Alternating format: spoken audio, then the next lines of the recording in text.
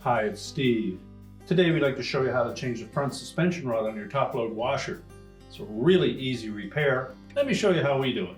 Now before we begin this repair, the first thing we'll need to do is to disconnect power to the washer. So either pull it far enough forward that you can unplug it, or locate the electrical panel, turn off the appropriate breaker, or remove the appropriate fuse. And once we've done that, our next step will be to remove the front panel. So to remove the front panel, we're going to take a stiff putty knife. We'll come in about 4 inches from either edge, go into this gap between the front panel and the main top, and we'll make contact with a spring clip. We're simply going to push the putty knife in. At the same time, we'll pull the front panel forward. Do the same on the opposite side. Just tilt that panel down a bit and lift it away from the two support brackets on the bottom. We'll just set that aside. Now our next step will be to remove these two screws that secure the main top to the cabinet. A 1/4 inch hexhead screw.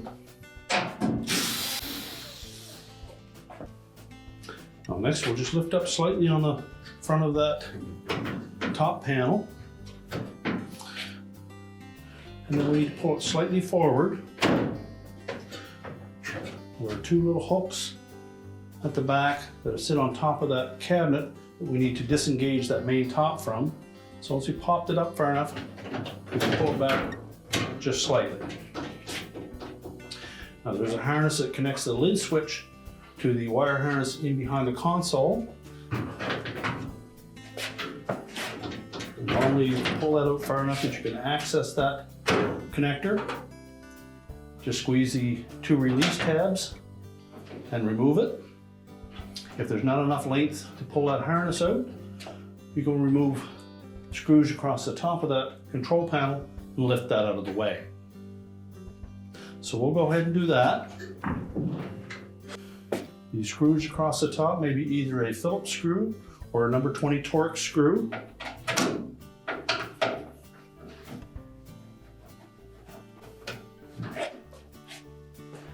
With the screws removed, just lift the console up and out of the way.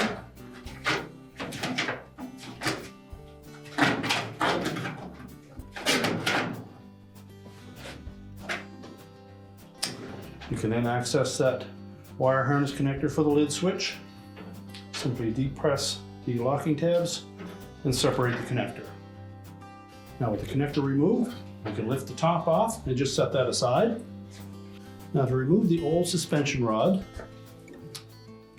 we'll need to, on the right hand side, remove this little clip that secures the wire harness to it. Now to remove the front suspension rods, on the right hand side we're going to remove this little plastic clip that secures the wire harness to the rod. We'll just get that out of the way. And to remove the suspension rod from the tub supports, we need to lift up on the whole tub assembly and then push that plastic bushing out of that tub support. We'll do this at one side at a time. So lift up sharply on the tub, push that bushing down and out, slide the suspension rod out of the notch.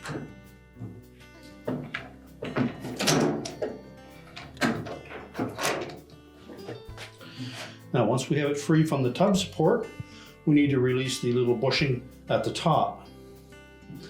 Now if we look at that, there are two little notches on the top that line up with some plastic tabs. We need to depress those tabs from the underneath side and then push that bushing up through. You may be able to do that with your hands, or you may use a flat blade screwdriver to assist you. So take our flat blade screwdriver, just depress that little plastic tab. At the same time, pop that little bushing up through the main top. Do the same with the second one.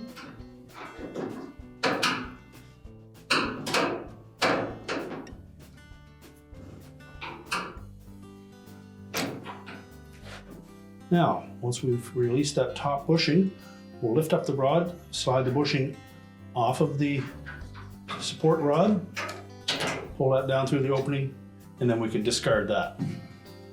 Take our new suspension rod, make sure that there is no damage to it, slide it up through that opening, and then we're going to clip that top bushing back into the main top. We'll line up those two slots, and then just pop it down in until it locks in place.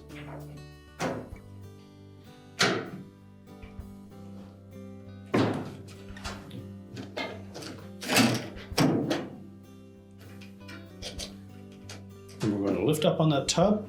We'll slide that suspension rod into the support.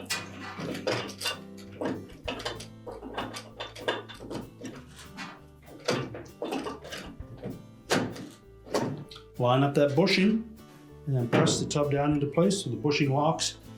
We'll then take our wire harness retainer,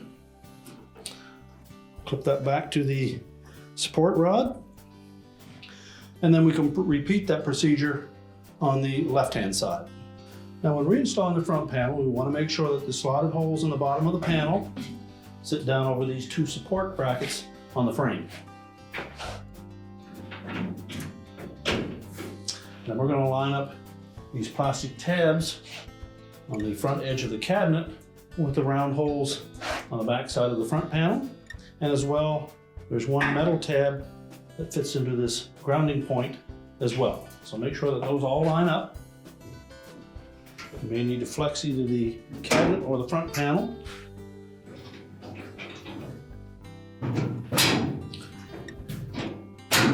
And then snap the front panel against the cabinet.